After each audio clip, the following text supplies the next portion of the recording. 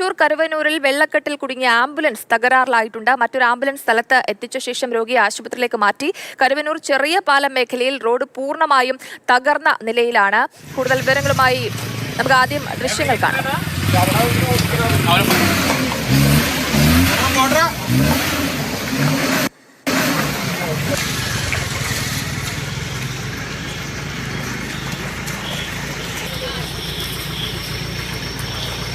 വെള്ളത്തിൽ കൂടെ ഇറങ്ങാം.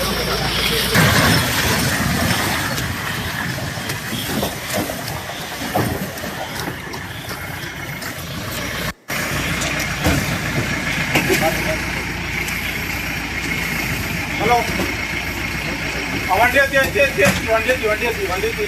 കൂടുതൽ വിവരങ്ങളുമായി MS ലിഷോയ് ചേർന്നുണ്ട്. ലിഷോയ്, നമുക്ക് ആ ദൃശ്യങ്ങളിൽ കാണാം. ഈ ആംബുലൻസ് വലിയ വെള്ളക്കെട്ട് അവിടെ ഉണ്ട്. മറ്റൊരു ആംബുലൻസ് വന്നിട്ടാണ് ഒടുവിൽ ആ രോഗിയെ കൊണ്ടുപോയത്. ഈ പ്രദേശത്ത് സ്ഥിരം ഇങ്ങനെയാണോ? മഴക്കാലമാകുമ്പോൾ റോഡുകളൊക്കെ തകർന്ന നിലയിലാണ്. ഇപ്പോൾ ചെറിയ പാലം മേഖലയിൽ റോഡ് പൂർണ്ണമായിട്ടും തകർന്നൊരവസ്ഥയാണ്. എന്താണ് വിശദാംശങ്ങൾ?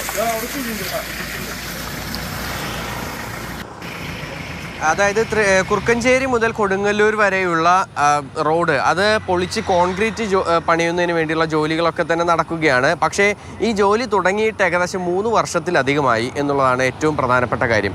ഈ 3 വർഷമായിട്ടും ഇത്രത്തോളം ഇടത്തെ ജോലി പൂർണ്ണമായും കഴിഞ്ഞിട്ടില്ലെന്ന് മാത്രമല്ല, ഈ റോഡ് പണിയുടെ ഭാഗമായി പൊളിച്ചിട്ട റോഡുകൾ അതീവ ശോചനീയാവസ്ഥയിലാണ്. അതുവഴിയുള്ള യാത്ര എന്ന് പറയുന്നത് വളരെയേറെ ദുരിതം പിടിച്ചൊരു യാത്രയാണ്. അതിനിടയിലാണ് ഇന്നലെ ഈ സംഭവം ഉണ്ടായത്. ഈ കരുവന്നൂർ ചെറിയ പാലത്ത് അവിടെ ഒരു ഭാഗത്തെ റോഡ് പൂർണ്ണമായും പൊളിച്ചിട്ടിരിക്കുകയാണ്. അതുകൊണ്ട് തന്നെ അവിടെ വലിയ തോതിലുള്ള വെള്ളക്കെട്ട്, അതുപോലെ തന്നെ റോഡിലെ കുഴി അസഹനീയമാണ്. കാരണം അതിലൂടെ ഒന്നും തന്നെ വാഹനങ്ങളുമായി ഒരു തവണയിൽ കൂടുതൽ പോയി കഴിഞ്ഞാൽ ആ വാഹനത്തിൻ്റെ കാര്യം ഏകദേശം തീരുമാനമാകുമെന്നുള്ള നിലയിലാണ്. അതിനിടയിലാണ് ഇന്നലെ ശക്തമായ മഴ പെയ്യുകയും ഈ മഴ പെയ്ത സമയത്ത് ഈ റോഡിലെ കുഴി മനസ്സിലാക്കാൻ കഴിയാതെ ഒരു ആംബുലൻസ് അതുവഴി വരികയും ചെയ്തത്.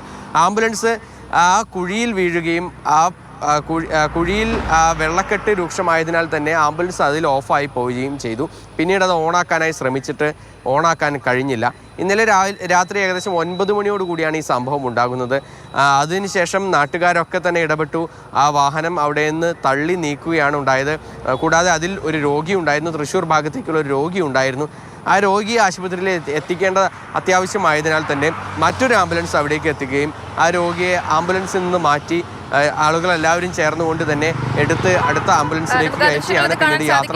ലിഷോയ്, അതേപോലെ ഈ ഒരു മണ്ണുത്തി ഇടപ്പള്ളി ദേശീയപാതയിൽ നമ്മൾ രാവിലെ കണ്ടു വലിയ രീതിയിലുള്ള ഗതാഗത കുരുക്കായിരുന്നു. ഇപ്പോഴും അങ്ങനെ തന്നെ തുടരുകയാണോ, അതോ എന്തെങ്കിലും തരത്തിലൊരു മാറ്റം വന്നിട്ടുണ്ടോ അവിടെ?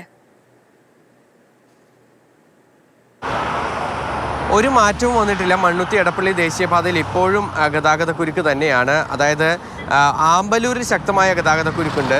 കൂടാതെ ഏറ്റവും അധികം പ്രശ്നം എന്ന് പറയുന്നത് മുരിങ്ങൂർ ഭാഗത്താണ്. മുരിങ്ങൂർ ഭാഗത്തെ റോഡിലെ ആ കുഴികൾ വലിയ തോതിലുള്ളതിനാൽ തന്നെ വളരെ പതുക്കെ മാത്രമാണ് അതിലൂടെ വാഹനങ്ങൾ പോകാനായി കഴിയുന്നുള്ളൂ.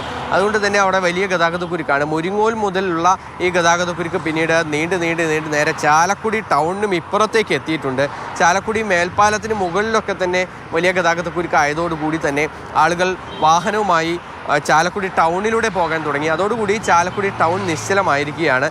നിലവിൽ ചാലക്കുടി ടൗൺ പൂർണ്ണമായും നിശ്ചലമായിരിക്കുകയാണ്. അതായത് ഇടറോഡുകളിലൂടെ വരെ ഹൈവേയിലൂടെ പോകുന്ന വാഹനങ്ങൾ വഴിതിരിഞ്ഞ് പോന്നിട്ട് അവിടെ എല്ലാം ഗതാഗതക്കുരുക്കായി നിൽക്കുന്ന ഒരു സ്ഥിതിയാണ് നിലവിലുള്ളത്. റോഡിൻ്റെ പണി ഇപ്പോഴും അറ്റകുറ്റപ്പണി കൃത്യമായി നടക്കാത്തത് തന്നെയാണ് ഇവിടെയും ഏറ്റവും പ്രധാനപ്പെട്ട ഒരു പ്രശ്നം.